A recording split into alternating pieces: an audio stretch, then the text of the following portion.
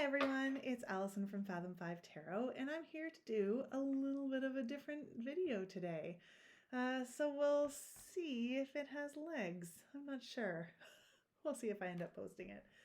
But I wanted to come on and do this quick video because I've been thinking a lot about the Magician card, and where we go in our lives to seek a feeling of magic, of manifestation, of power, like what we look for in our own lives.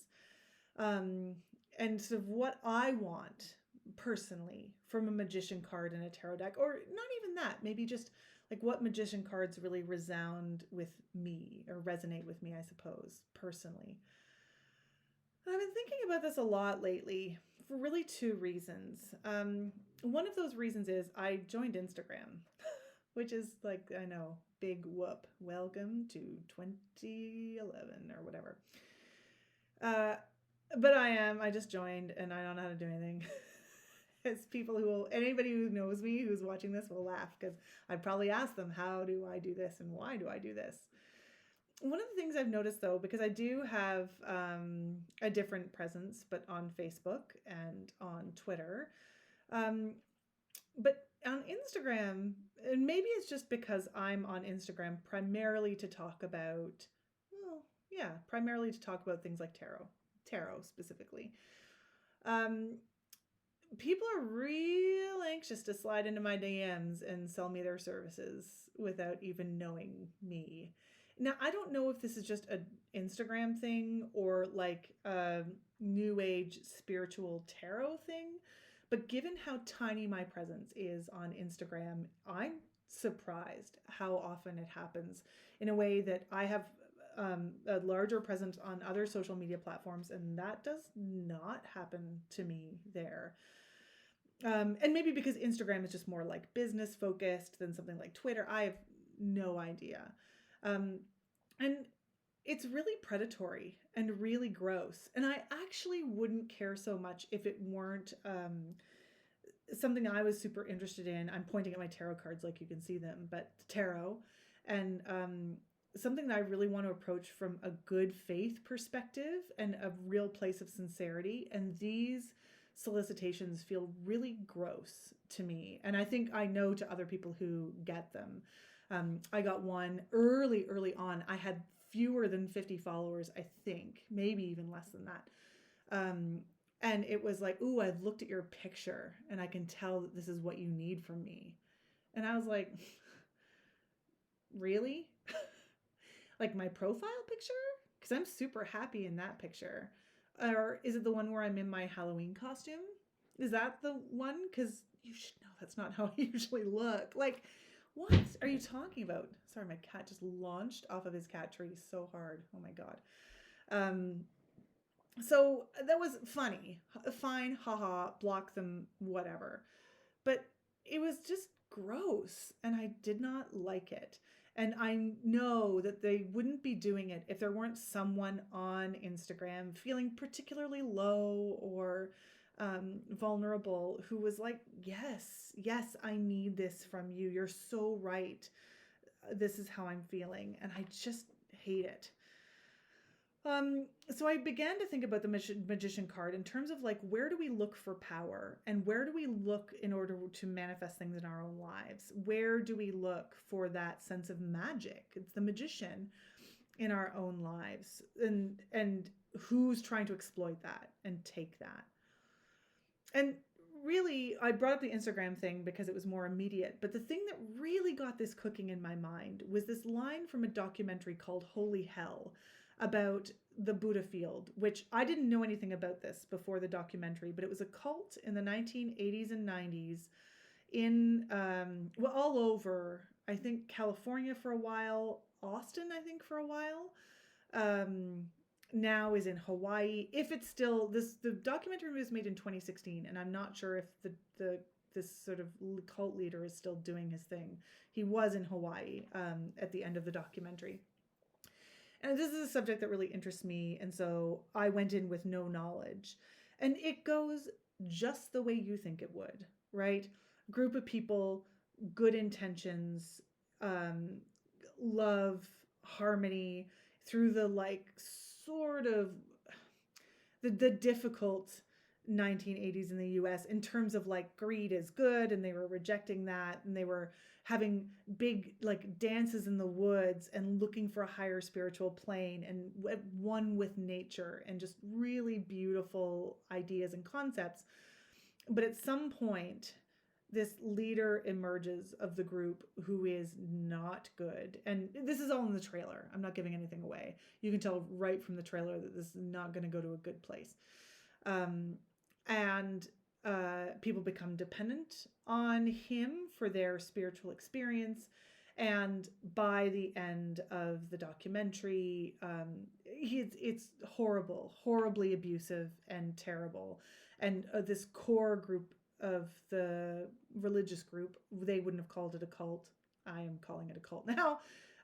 Fall away, and they realize they cannot support this man any longer.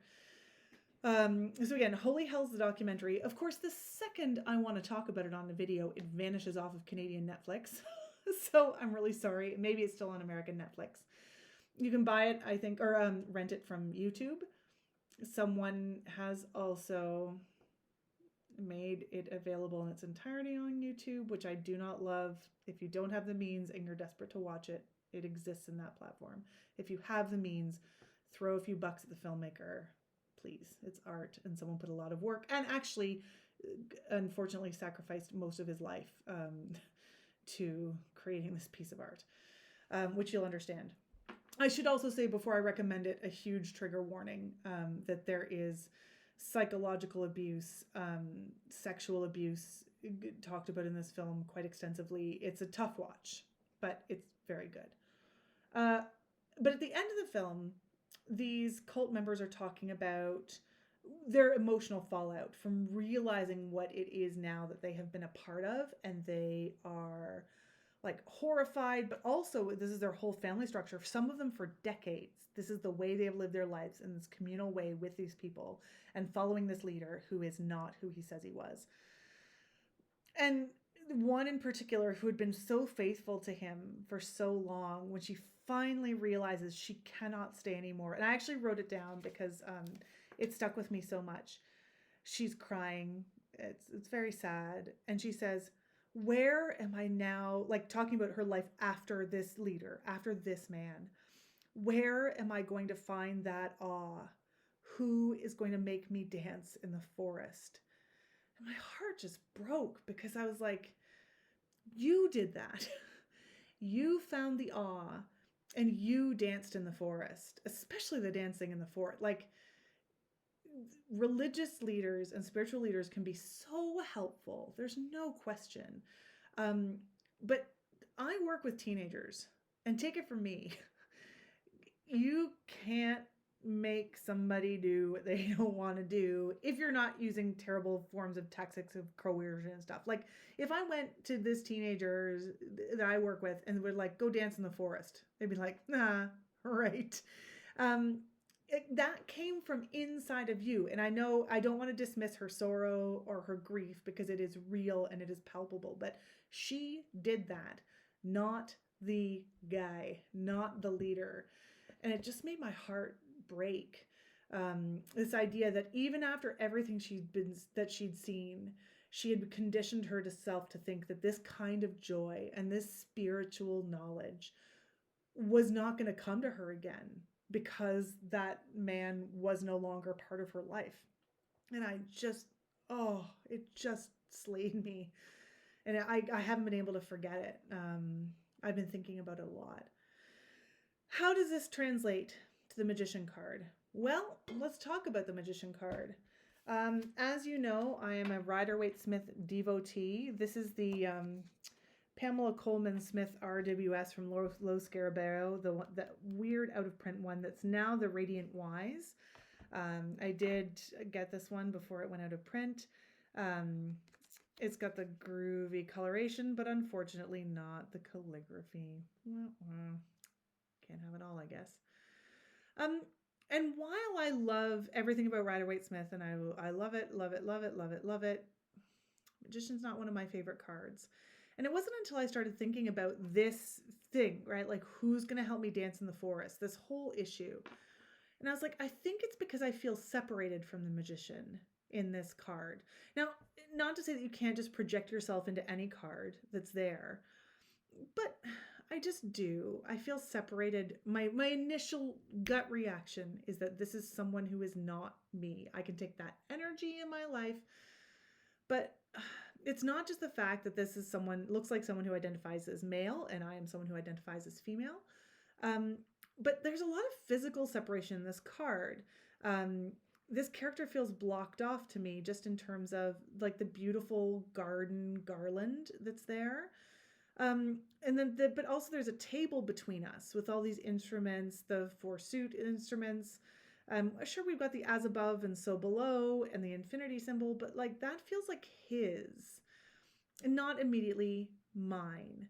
And there are some decks that I have where I find it easier to put myself into the magician card and manifest for myself, because that's what I want to do. Like, I don't want to discount spiritual leaders or teachers. Oh my God, like I glean from so many people, and I do depend on lots of people for my knowledge, but I want to meet them here. Like, I don't want to constantly be looking up and to feel like once this goes away that I am floundering. I want to have a meeting of the minds and learn, and then hopefully I have something to give back, even if it's just like enthusiasm and gratitude. But I want to leave with confidence and to have other learning opportunities and then grow hopefully with that person in some way, and not just depend on them. I don't want to be separate from my magician. I want to be the magician. So I have some cards here, just four that I thought I would talk about. Four magicians I particularly like. And this one may seem a little bit of a contradiction to what I just said, because I don't necessarily see myself in this particular magician either. Although it does look more traditionally female to me, but I think it could be potentially either. Oh, maybe it's male. Hard to say. That's what I really like about it, actually. I'm gonna go with male, actually. Got some triceps. That's funny. I've never looked at that closely before. But what I really like about it is just to me, there's a real movement and openness in this card. Sorry, I should have said this is the Light Seers Tarot by Chris Ann. This happens to be the mass market version, which is beautiful. I have the indie too, but this one's just as lovely. Like the idea of the swirling water, everything here feels open and reflected, right? So the character is seated on what looks like a spiral, and there's a spiral in the water, and the water is moving between the hands. There's a light in the hand and a light in the water as well, and the infinity symbol is there. This to me just feels much more open and accessible because I don't feel so separated from the character as I do here. So I really like this. I almost put her Muse Tarot on here as well, even though that character is sort of separate. There is a table still between, but this one wins out for me. I love that magician card. I love to, like, seated on air, levitating over the water. It's almost an optical illusion, right? Like, I can't tell. It's beautifully drawn, and Chris Ann is a genius, and I love that magician there. However, my other three magician card examples are either non-human or more abstract, or elements of human. So the next one I picked is the Naked Heart Tarot by Gillian C. Wilde. And this is the magician card here. And I love this because of the elemental breakdown we have of the traditional card elements, right? So we've got the four elements. This is a very, I should maybe show some other examples, but I don't have it to hand. It's a very simple deck. It's a pretty straightforward deck, highly animal based. But we also have this real balance. We've got the four elements here as she's drawn them throughout the deck. But the idea of the bones, the human physical self, but also the eye and the inner eye, looking out, but it also draws me in. This feels like a very accessible magician card because this eye could be anyone's eye, and these bones could be anyone's bones, like my eye, my bones. And it's the type of thing where if like no matter where you put the eye, it's always looking right at you. Like it's like a conversation between the card and I, and I really, really like that. So that's a magician thing I can really get behind. I almost didn't put this one on when I had to talk about my tarot of trees. Got a little hair on there. And I just really like this because I think partly it's my affinity with trees, which I've talked about 1,000 times. But this tree is accessible. There are flowers, but there's still a root to it. But also, it's like the tree is decorated with these different elements, right? The four suits, but it looks like they belong there, like they've been hung there with care, and that they're part of what is making the magic, right? And even just like the color of the tree here is so magical. Um, I mean, I guess you could say it's fall, but it doesn't look like fall because those look like spring flowers to me. Like it looks like the magic is happening um, in the tree, and it just feels really open and accessible to me. I'm not sure how to describe it more than that, but I don't feel separated from the image the way I do a little bit with the Rider-Waite-Smith one.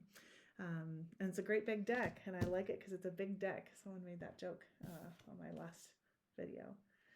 Now, I wasn't going to also, this is my last example. And again, I felt a bit bad including it because I just talked about it last week. But what I love about this magician card, I should say this is the Animal Totem Tarot by Lisa Robertson, art by Eugene Smith. And the reason I selected this as one of my favorites in this deck, and it's one of my favorite magician cards all around, is that while the magical tools are there are four suits from the tarot. The magic that the fox is using is innate, right? It knows what to do. It's hunting for a little prey, a mouse or a vole underneath the snow, but it already knows how to do this. This is an internal knowledge, this deep internal knowledge that this fox has. And it is acting on its own instincts. The magical tools are there, the infinity symbol's there, there's the magical swirl of snow, but this all comes from in here. The fox isn't looking to anybody else in which to bestow that magic.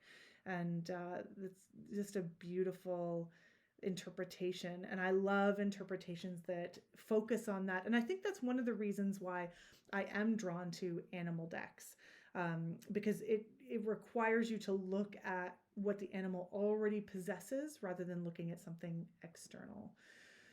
So, if I have a message about this, I don't know if this made any sense really, but for 2021, be your own magician and certainly seek magical guidance, manifesting, tarot guidance, life guidance. Take as much support as you need because God knows after 2020, we all need a lot of support. But know that the things that you need to make that happen, the manifestation, the joy, the awe, the dancing in the forest, that doesn't come from somebody else. That comes from the inside. And it doesn't come from your Instagram DMs from someone saying, oh, I saw your picture and you need this from me, right? Build relationships, find those solid foundations, and allow other people's magic to like spark joy in you, but know that it's your joy to spark and know that it's what you have inside of you. So I hope you enjoyed that. And I wish you all the best as we move into a new year, and I'll be back with more videos soon. Have a great day.